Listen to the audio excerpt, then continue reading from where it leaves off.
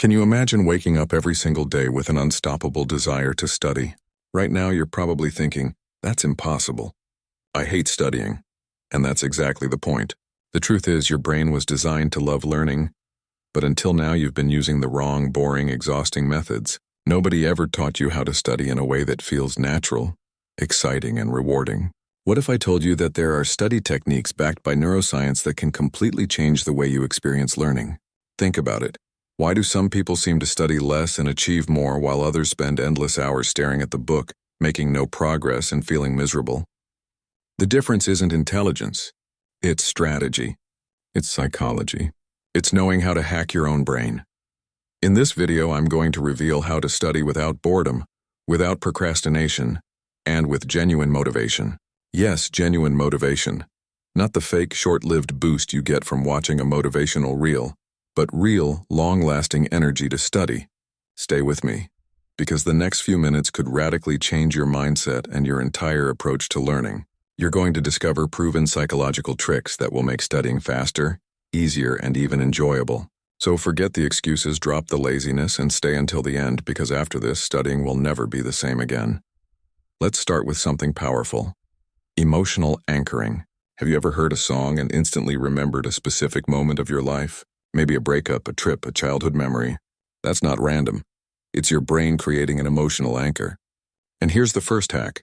You can use that same mechanism to study better. If you connect what you're studying with positive emotions, your brain retains it far more easily. This isn't just theory, it's science, so how do you do it? You create an environment where studying feels emotionally rewarding. Play a song that fires you up, like the ones you use to train at the gym. Light a candle or use a scent you love, like vanilla or mint. Give yourself a small reward, maybe your favorite snack or a special drink, but only when you're studying. Over time, your brain begins to associate those good feelings with the act of studying itself. Instead of dreading your desk, you'll crave it. Imagine transforming study time from torture into something you actually look forward to. Sounds almost crazy, right? But advertisers do this all the time. They tie emotions, colors, and sounds to products, and suddenly you want to buy them. If they can make you love a soda brand, you can make your brain love studying. And let me ask you this. Have you ever tried anchoring your study sessions with music, smells, or small rewards? If not, what would you choose to make studying feel good? Share it in the comments, because I want to know how you're going to hack your brain starting today. But this is just the beginning, because once you rewire your environment, you also have to rewire your inner voice. One of the biggest enemies of studying isn't lack of time or intelligence. It's your internal dialogue. That constant voice saying, "Ugh, I have to study again. This is boring. Nothing is sticking." Sound familiar? That voice kills motivation before you even start. Now here's the secret. Change just one word and everything changes. Instead of saying, "I have to study," say, "I choose to study." Sounds simple, maybe even silly, but the impact is massive. Because words shape your perception.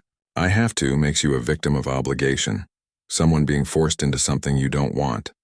But "I choose" makes you the driver. You're taking action because you want the result. You're no longer dragged into studying, you're stepping into it with power. Try this. Write empowering statements and put them where you can see them while studying. "I choose to grow. Studying takes me closer to my goals. I can handle this." The more you repeat them, the more your brain believes them. And when your brain believes it, your actions follow.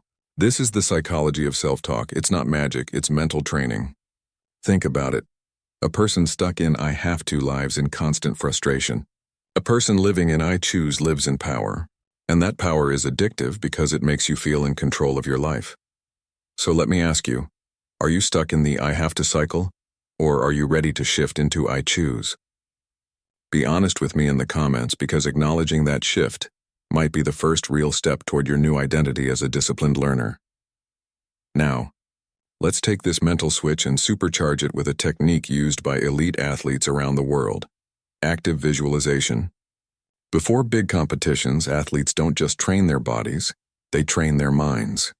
They imagine themselves crossing the finish line, scoring the winning point, holding the trophy.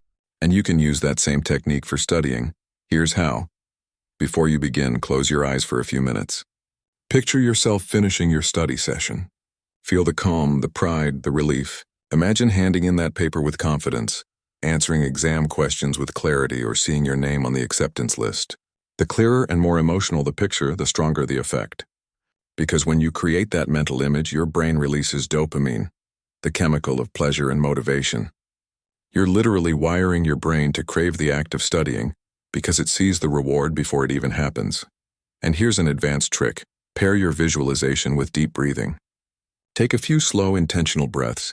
Imagine the outcome vividly and then dive straight into your study session. It sets your mind into "I can do this" mode instantly. Countless high achievers use this method, often without realizing the neuroscience behind it. Now it's in your hands. So, do you ever visualize your success before you start studying? Or is this the first time you're hearing about this? Tell me below. I want to know if you're ready to train your brain like a champion. But let's keep going, because mental strategies are only half of the equation. Physical environment matters too. Have you ever tried to study in bed, only to find yourself scrolling through memes or drifting into a nap? Of course you have. We all have.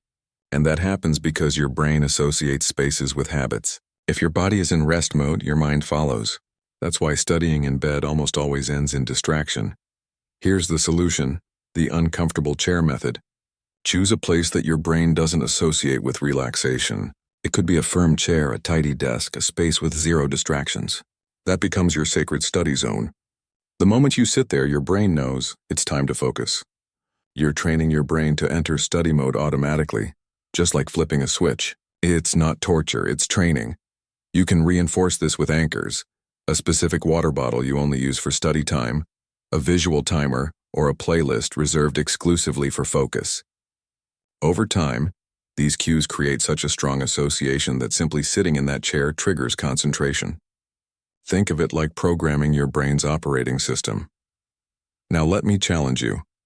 Do you already have a dedicated study zone, or do you need to create one starting today? Tell me in the comments, because this small change could be the game changer for your focus. But I want to give you something even more powerful, something that transforms studying from passive to active. It's called the Feynman Technique, and it's one of the most effective learning strategies on the planet. Here's how it works. Imagine you had to explain the nervous system to an 8-year-old. Could you do it clearly and simply? If not, you don't really understand it yet. The Feynman Technique forces you to study as if you were teaching. You simplify, you explain, you find analogies. For example, if you're studying history, don't just memorize dates. Retell the events like a Netflix drama with characters, conflict, and storylines. If you're studying math, explain the steps as if you were guiding a complete beginner. You can even draw diagrams, record yourself explaining, or literally teach your pet. Sounds funny, but it works. This approach activates multiple regions of your brain at once, which accelerates comprehension and memory. And here's the hidden bonus. It makes studying fun. Suddenly, learning feels like a game, like storytelling, like problem solving, not just grinding through dry material. And when studying becomes active, emotional, and enjoyable, that's when you break through the barrier of procrastination. Now, let's recap. You've learned about emotional anchoring, turning your study environment into something that feels good. You've discovered the power of changing your inner dialogue from "I have to" into "I choose." You've unlocked active visualization, training your brain like an athlete to crave success. You've learned the uncomfortable chair method, programming your brain for focus through environment. And you've mastered the Feynman Technique, turning studying into teaching and play.